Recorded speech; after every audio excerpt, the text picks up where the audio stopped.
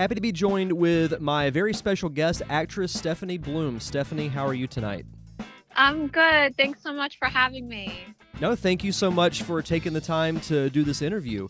I wanted to get started by asking, I've had this conversation, multiple times with different people who work in the film industry, is that everyone has their own unique path to where they are. Like, no one has a traditional path to be an actor or director, cinematographer.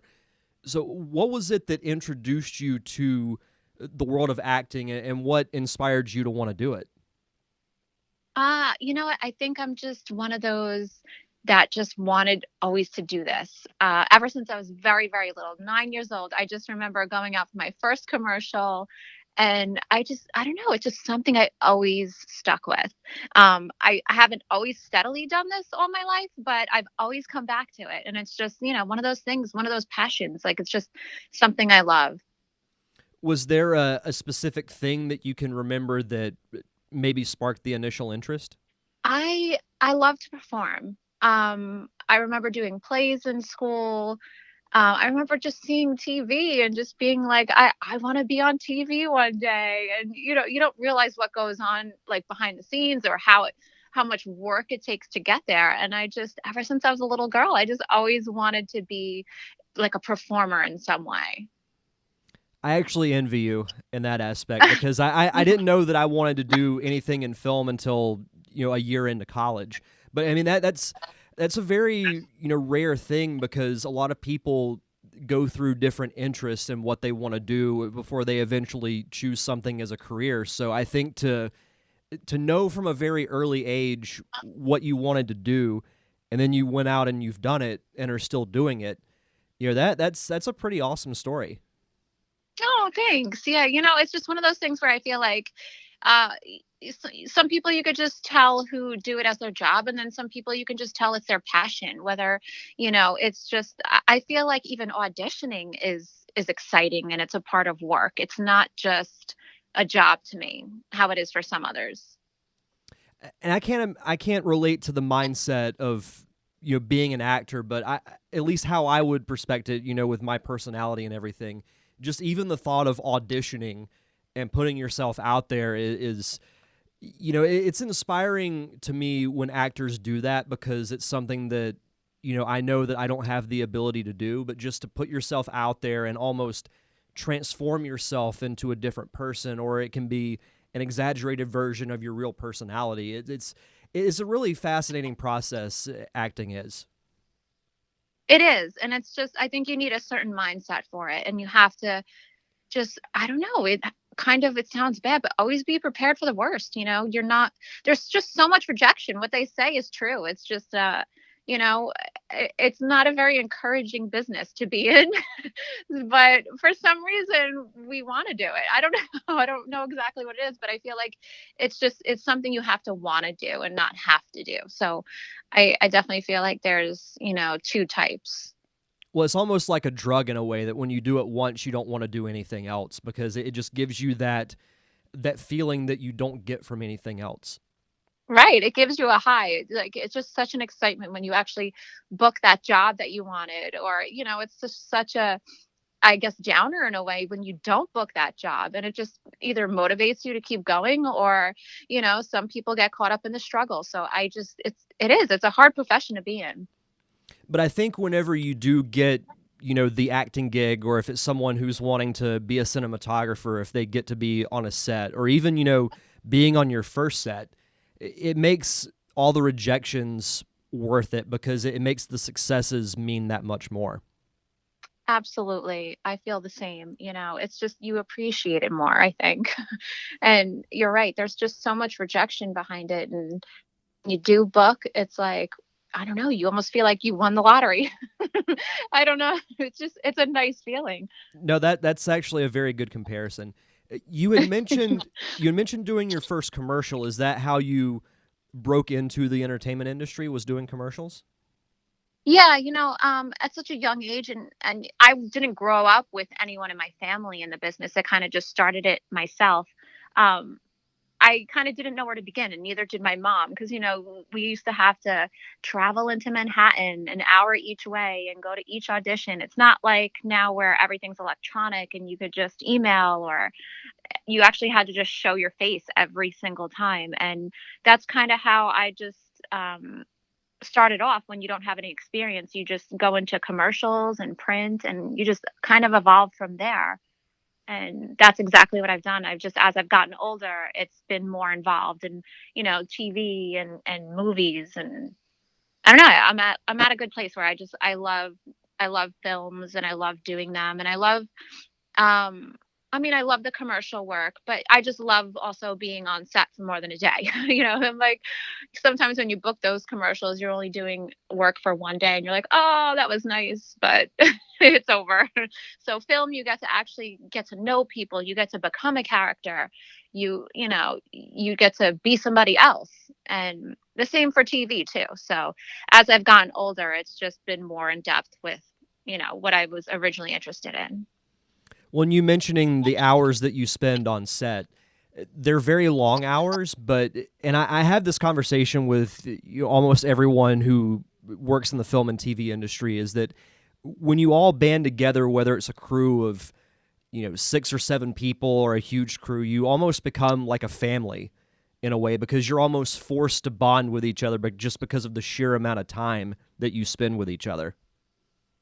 Oh, absolutely. And you're lucky too. You're lucky if you get to make relationships with some people, because you don't get that on every project you work on. And when I did the movie 2050, I actually can honestly say that I am friends with everybody I've worked with, even people I didn't work with, because my scenes were very selective. So I just worked with one person pretty much the whole time. But as I, like, over the years, I have gotten to know the cast. And I can't say that about many other projects I've done. Sometimes you just work with people and it's, hi, bye, thank you for your time. And, I'll see you around, because this is, a small business, even though it's a huge industry.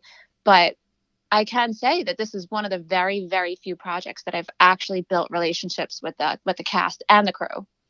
That's the sign of a good set, when you get to know almost everyone and keep in touch with them. Absolutely. And I think, it carries over onto screen too. I really believe that. Like, you could kind of tell when someone has chemistry on screen, or, if you could just tell that there's some sort of relationship. And it's just, I don't know. I feel like as an actor, even just watching other films and other people's work, you could pinpoint that out. Well, that's a great point too, because when you're watching a film, especially if you've worked in it to some extent, you can tell when there's good effort and the cast and crew are having fun. And I'll use the film Knives Out as an example. Really great cast with Daniel Craig, Jamie Lee Curtis, among others. From the very beginning of the movie, you can tell that that cast had a ball together, and it made the movie, so much more enjoyable. So Right. I think, and plus, with as long as you work on set for however many hours a day, you don't want to spend it being miserable. Right. Absolutely. Yeah. That wouldn't be fun, I would assume.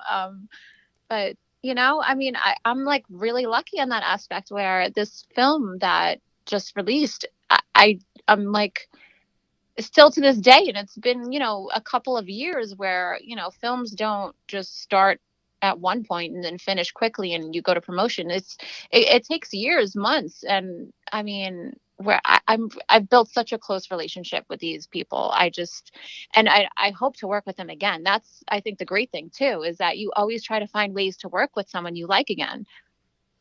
No, and I totally agree with that. Back in the end of 2018, I did my first short, and the cast were like, "Oh, when are we going to make the sequel?" And to me, I took that as a huge compliment, because they all loved working with each other, and we had a very small crew, but we all bonded together. And they asked me every now and then, like, "So have you written the script for the sequel yet?" No, no, not yet. So And that's a great compliment. It really is. no, definitely. It definitely is. Before we get into your latest film, 2050, which was just released on DVD and streaming services, how is it? You're doing commercials, you're getting your foot in the door. how do you then transition from, how did you transition from doing commercials into getting into film and TV? Well, I think it all goes back to um, you kind of take what's thrown at you. You audition and audition and audition, and I'm just gonna say personally, if your schedule allows for it, then I went for it. It's not that I stick with one particular area. I just kind of, if it fits in the schedule and I could work it out, that's what I'm going to do. If I was filming and I had an off day and I booked a commercial, I would absolutely do that. I just think it's, my mentality is I love to work. And if I'm not working, then I'm training. And if I'm not training, then I'm, trying to pick up on other people's aspects of it. It's just something that interests me. And I feel like the best training of all, whether you're doing private coaching or classes, is just getting out there and working. So if you're not working on a film one day and you're doing a commercial, you definitely learn something new. I just feel like it just makes you, it keeps you fresh. It just keeps you evolving.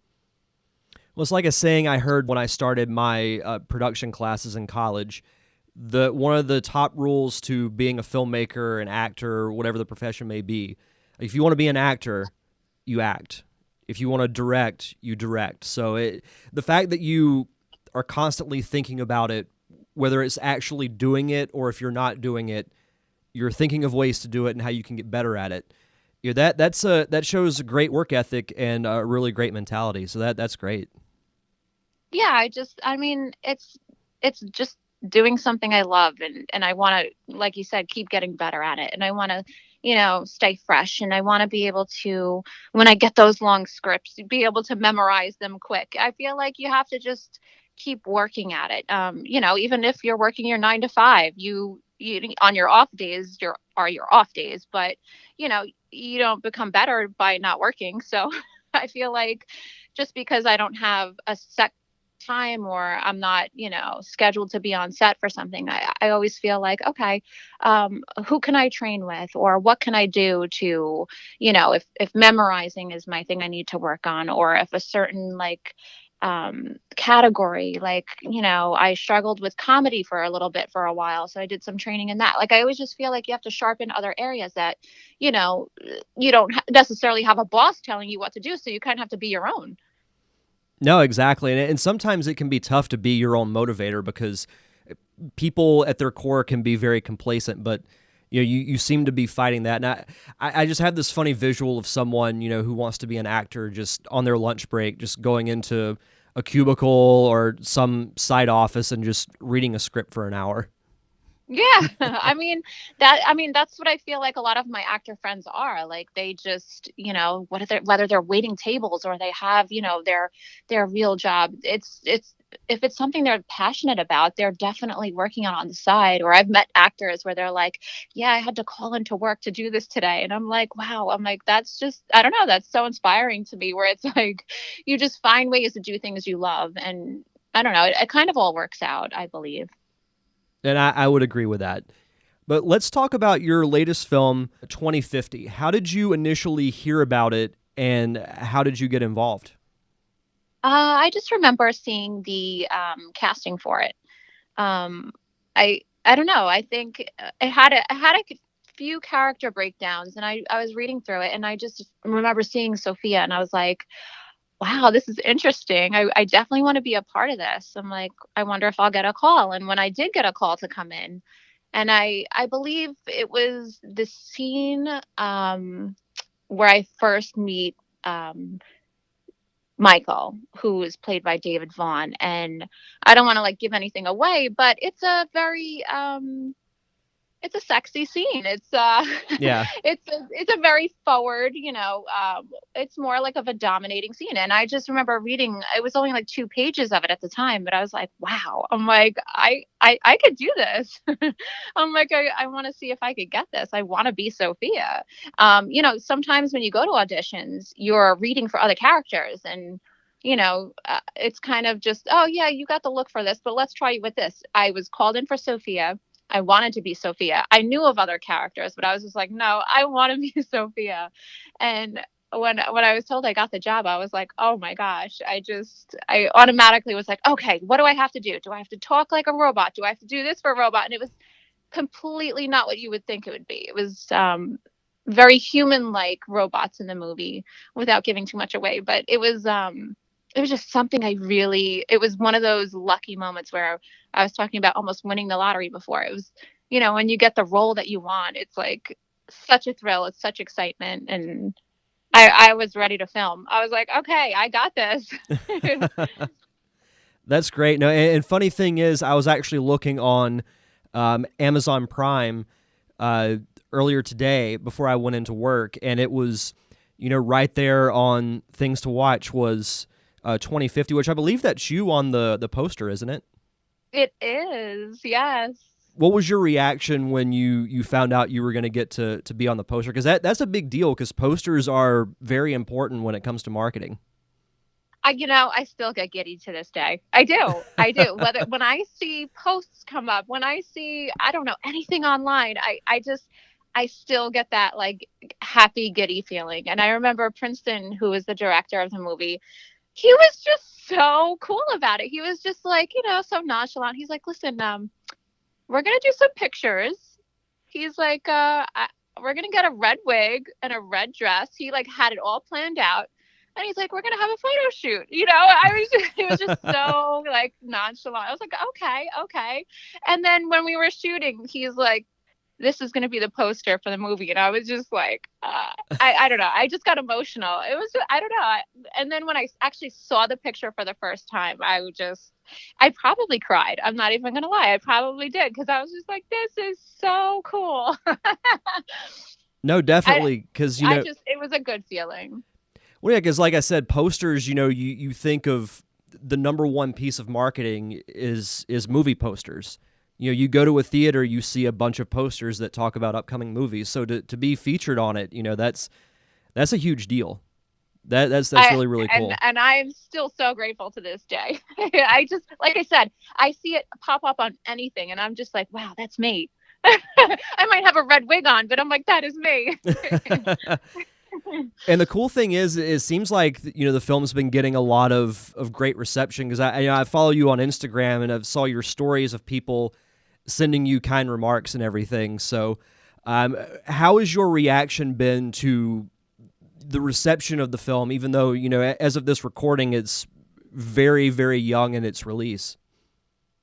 You know what? I feel like whether someone doesn't like it or not, someone has something to say like about the storyline. It's just so different. It's just not what you see in your typical sci-fi movie. And you're right. I've been getting so many messages, so much feedback. I've been trying to repost it, only the PG versions, by the way, because I feel like everybody's reaction is, where's my email? Where can I get one? And I'm sitting back laughing. I'm like, this is genius. This is great. I'm like, I mean, Brian Ackerley, the writer for the movie, I cannot believe like what buzz he's created. And here we are when you're filming and when you're doing the project, you're like, okay.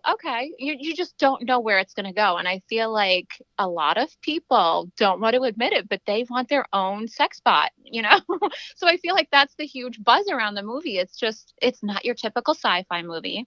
And it just, like I said, whether you like it or not, it just leaves you thinking. It just leaves you wondering like, okay, this could happen, but all right.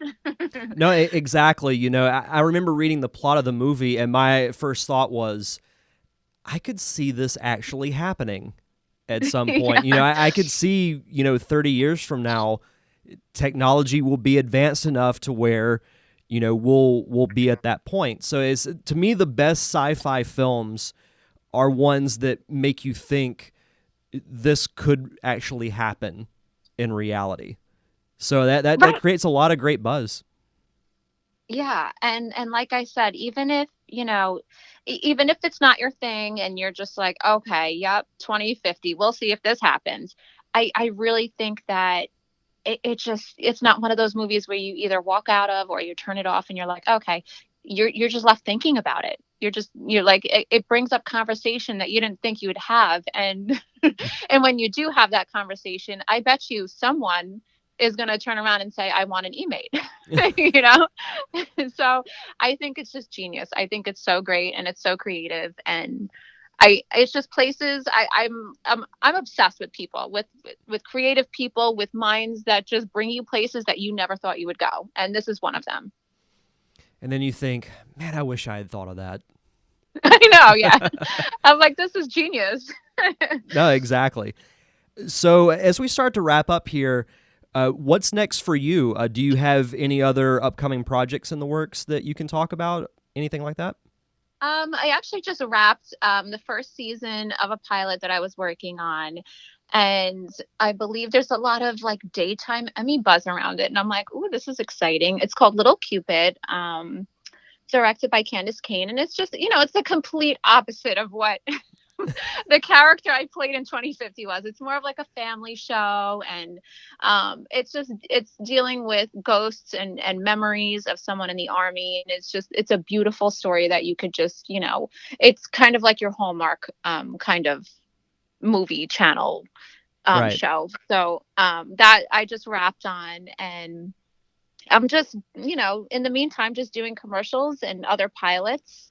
I did another show called Entitled. That was another pilot that just wrapped. And I'm just waiting for those to come out. That's great. It sounds like you're constantly staying busy. Trying to. And through this conversation, I think a lot of people who aspire to be an actor or work in the film industry can take some good advice from it. But if you had to give one piece of advice to an aspiring actor, what would it be? I would get your face out there.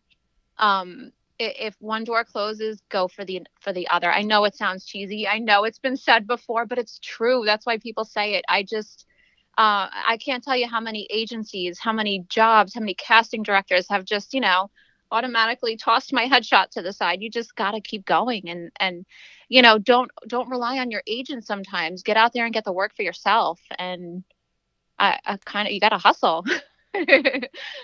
That's perfect advice. And last thing I'll ask you before I let you go, do you have any website or social media that you'd like to plug so the listeners can follow you? I'm always updating, my plans and my work on Instagram, Stefanie Bloom. I have a website, stefaniebloom.com. I'm actually put a lot of my work on there. And yeah, I'm on Twitter also, Bloom Stefanie, and Facebook. So I'm constantly updating those things. Fantastic. Well, Stefanie, thank you so much for taking the time to do the interview, and good luck with your continued career. Thank you so much. And thanks for having me.